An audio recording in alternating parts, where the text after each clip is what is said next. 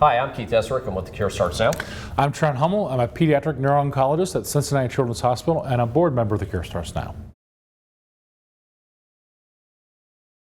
We want to talk a little bit about the causes of medulloblastoma, and I say it in that way because we may not really have that at this point. That's correct. We don't really know what causes medulloblastoma at this point.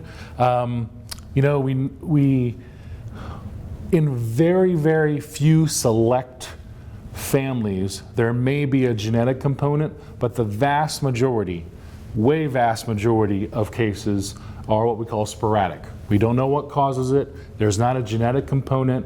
If your son or daughter gets a medulloblastoma, it is highly unlikely that his sibling will also have a medulloblastoma. Okay. However, I encourage you to talk to your physician to see if there's any genetic component within your family, but it is very unlikely. Usually those genetic components are recognized and are very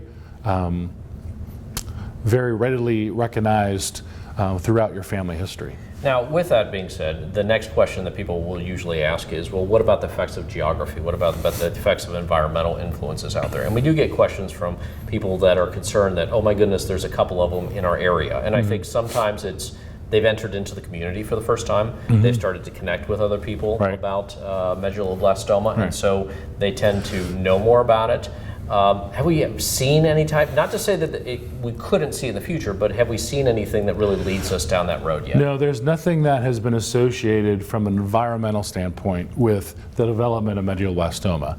It is an interesting concept because medulloblastomas are what we call embryonal tumors, meaning we think the cell of origin, we don't know what causes it, but we think the cell of origin is something that is young or is sort of a remnant from the fetal days, but there are no environmental exposures that we know of, power lines or any of that kind of thing, or geography that would predispose one to develop medulloblastoma.